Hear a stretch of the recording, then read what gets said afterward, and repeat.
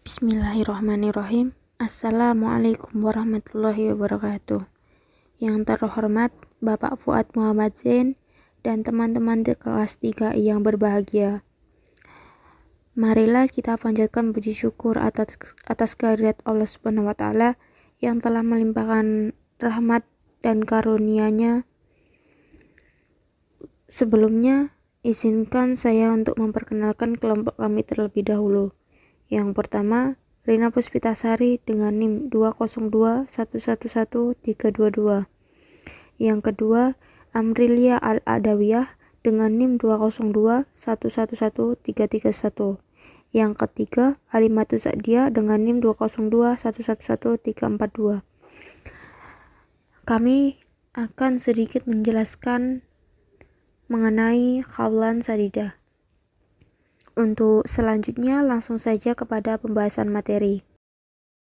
Tafsir yang pertama yaitu Quran An-Nisa ayat 9 yang berbunyi وَلْيَخْشَيَ لَوْ تَرَكُوا مِنْ خَلْفِهِمْ ذُرِّيَّةً ضِعَافًا خَافُوا عَلَيْهِمْ Fattaqullaha wal yaqulu qawlan sadidan, yang artinya, dan hendaklah takut kepada Allah orang-orang yang sekiranya mereka meninggalkan keturunan yang lemah di belakang mereka yang mereka khawatir terhadap kesejahteraannya. Oleh sebab itu, hendaklah mereka bertakwa kepada Allah dan hendaklah mereka berbicara dengan tutur kata yang benar. Penjelasan dari Quran Surat An-Nisa ayat 9. Di dalam ayat tersebut menjelaskan bahwa makna dari Khawlan Sadidah ialah ucapan yang tepat dan bertanggung jawab, yakni ucapan yang tidak bertentangan dengan ajaran agama, serta memiliki makna pembicaraan, ucapan, atau perkataan yang benar, baik dari segi substansi atau materi isi pesan, maupun redaksi tata bahasa. Dari segi substansi, komunikasi Islam harus menginformasikan atau menyampaikan kebenaran, faktual, hal yang benar saja, jujur, tidak sombong, juga tidak merekayasa atau memanipulasi fakta. Quran Surah Al-Ahzab ayat 70 yang berbunyi, Ya ayyuhalladzina amanu taqullaha wa qulu qawlan sadidan, yang artinya, wahai orang-orang yang beriman, bertakwalah kamu kepada Allah dan ucapkanlah perkataan yang benar. Quran Surah Al-Ahzab ayat 70.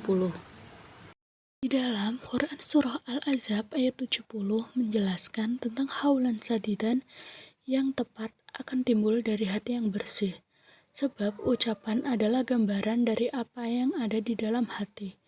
Orang yang mengucapkan kata-kata dapat menyakiti orang lain, menunjukkan bahwa orang tersebut memiliki jiwa yang tidak jujur. Seorang muslim apabila berkata harus dengan benar, jujur, jangan berdusta, karena sekali-kali berdusta, selanjutnya kita akan berdusta untuk menutupi dusta kita yang pertama, begitu seterusnya. Sehingga bibir kita pun akan selalu berbohong tanpa merasa dosa. Ketika seorang ingin berucap, harus memperhatikan ucapan tersebut benar atau salah. Jika ucapan itu sudah benar, maka perlu diperhatikan apakah ucapan yang benar tadi sudah sesuai tempat, waktu, dan sasarannya untuk ucapan itu disampaikan, sehingga terhindar dari asal ucap, karena ucapan yang benar dan tepat dalam hal ini perlu latihan dan pembiasaan. Sebagai manusia yang mudah goyah keteguhannya, hendaknya kita senantiasa menelaah perbuatan kita dan sering-sering mengoreksi niat kita, karena terkadang kealpaan kita mengoreksi niat membuat kita terjatuh ke dalam perbuatan yang melampaui batas, menghalalkan cara dengan menipu dan berdusta, sehingga merugikan diri sendiri dan orang lain. Allah Subhanahu wa Ta'ala menyukai hambanya yang berbuat baik dan jujur.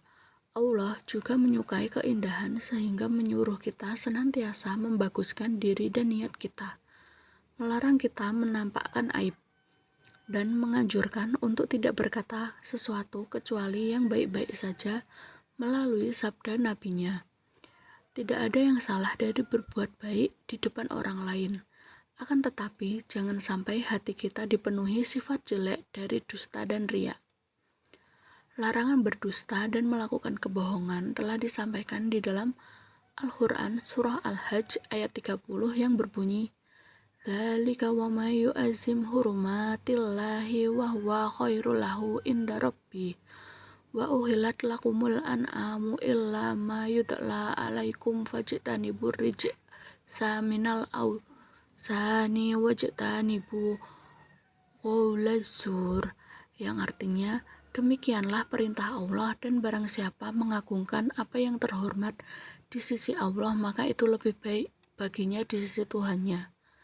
Dan dihalalkan bagi kamu semua hewan ternak kecuali yang diterangkan kepadamu keharamannya. Maka jauhilah olehmu penyembahan berhala-hala yang najis itu, dan jauhilah perkataan dusta. Hadis yang menjelaskan tentang haulan sadidan ialah, hendaklah kamu berpegang pada kebenaran sidqi, karena sesungguhnya kebenaran itu memimpin kepada kebaikan dan kebaikan itu membawa ke surga.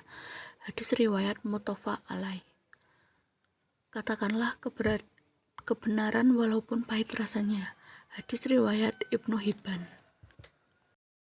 Dari segi redaksi, komunikasi Islam harus menggunakan kata-kata yang baik dan benar, baku, sesuai kaidah bahasa yang berlaku, seperti dalam firman Allah Subhanahu wa Ta'ala dalam Al-Quran. Potongan Quran Surat Al-Baqarah ayat 83.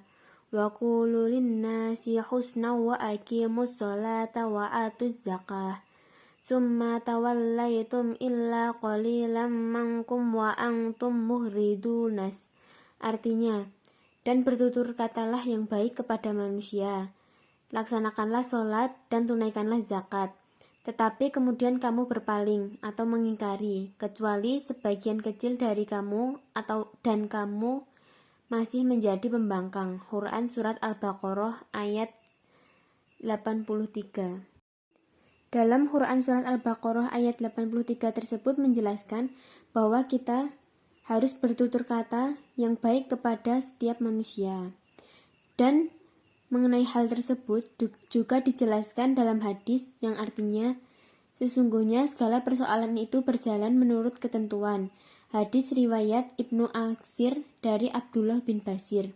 Jadi, di dalam bahasa Indonesia, makna komunikasi hendaknya mentaati kaidah tata bahasa dan menggunakan kata-kata baku yang sesuai dengan ejaan yang disempurnakan atau EYD. Sekian presentasi dari kelompok kami, semoga bermanfaat, dan apabila terdapat kesalahan kami mohon maaf yang sebesar-besarnya. Billahi taufik wal hidayah. Wassalamualaikum warahmatullahi wabarakatuh.